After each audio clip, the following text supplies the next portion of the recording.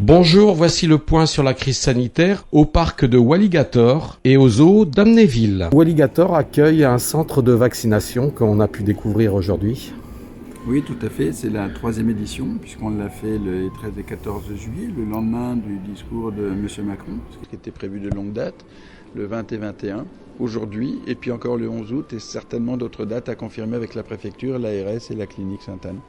Alors, on voit que vous y allez et vous essayez de vous mettre les moyens pour protéger le public qui vient ici au sein du parc. Alors, effectivement, ce centre de vaccination s'adresse au public, mais s'adresse également aux gens qui sont des alentours. Le lendemain du discours de M. Macron, il venait de 150 à 200 km à la ronde parce qu'il n'y avait pas de rendez-vous nécessaire. Ça nous a quand même un petit peu embêté parce qu'on a dû renvoyer 400 à 500 personnes chaque jour. Et aujourd'hui, c'est un petit peu plus calme. Et par contre, ça sert aussi de centre de vaccination puis pour nos salariés, puisqu'à partir du 30 août, ils devront montrer un pass sanitaire valide. Et là, effectivement, sur les différentes séances, on a 80-90 salariés qui se sont fait vacciner.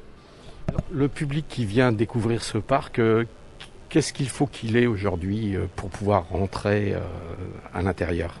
Et comme le stipule l'arrêté préfectoral et d'ailleurs la loi, il faut avoir un schéma vaccinal en ordre, c'est-à-dire 2 vaccins plus 7 à 14 jours en fonction du type de vaccin, ou alors un test PCR ou test antigénique, je précise certifié, pas ceux qu'on fait à la maison, qui est moins de 48 heures, ou alors un certificat de guérison de la Covid qui est plus de 11 jours et moins de 6 mois.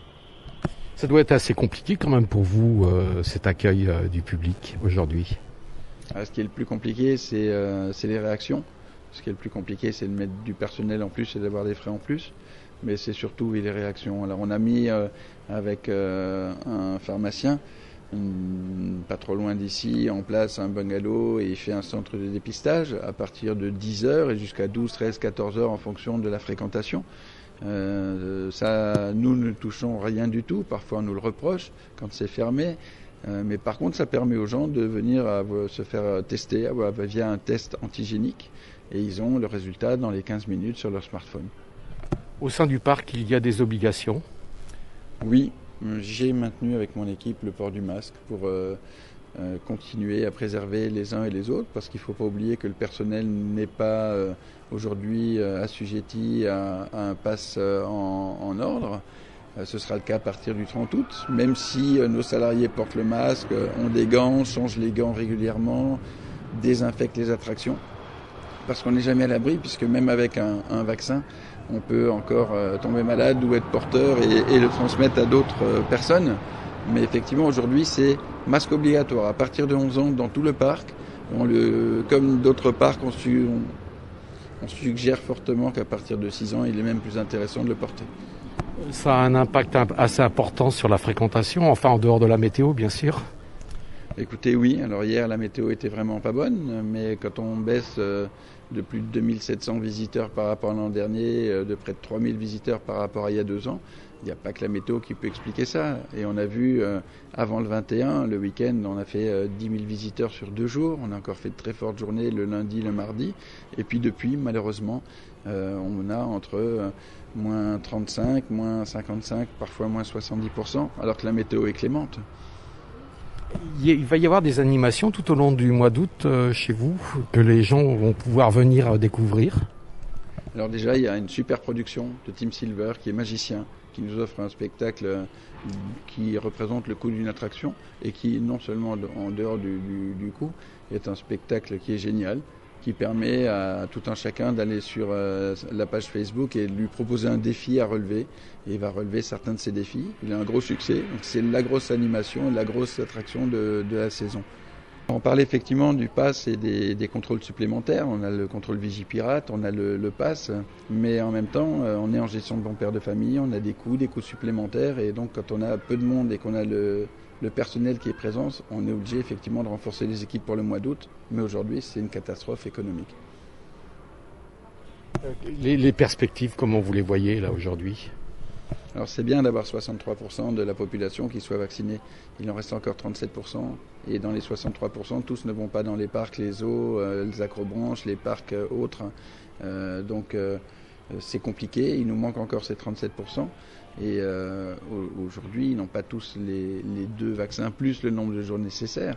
Donc c'est compliqué, on n'a pas de lecture, on n'a pas de visibilité, mais nous sommes là, nos équipes sont avec le sourire. On a plus de 60% des saisonniers qui sont revenus cette année, alors que d'habitude c'est 25%, ce qui montre que même en tant que salarié, on peut se faire plaisir, on peut avoir confiance, et on a un protocole sanitaire qui a été respecté, qu'ils sont obligés eux de respecter, et malgré tout on se fait plaisir chez nous à Walligator. Ici, on est à Walligator pour voir un petit peu comment se passent les vaccinations. Vous, quelles sont vos problématiques avec le public qui viennent visiter le zoo ? On a une problématique qui est plutôt d'accompagnement et de pédagogie auprès de ce public, de lui expliquer comment fonctionne le pass sanitaire. Depuis la mise en place le 21 juillet, on voit une phase de normalisation. 99% des gens qui se présentent aux portes du zoo sont tout à fait informés et équipés de leur pass sanitaire. On a passé les premiers jours qui étaient assez compliqués, mais plutôt dans la compréhension du nouveau dispositif d'entrée.